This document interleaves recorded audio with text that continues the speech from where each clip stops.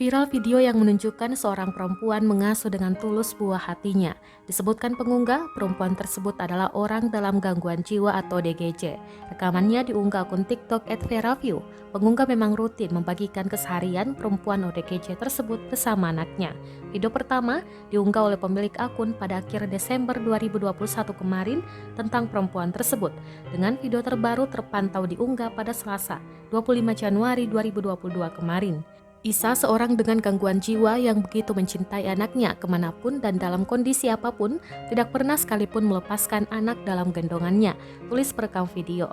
Diceritakan pengunggah, perempuan tersebut tulus merawat anaknya, termasuk rutin menggendong, menyuapi dan menjaga anaknya saat bermain. Bahkan di video terbarunya pun terlihat Isa yang masih setia menggendong putrinya ke sana kemari, tidak peduli meski anaknya sudah cukup besar untuk bisa berjalan sendiri. Rekamannya pun menuai berbagai komentar dari warganet.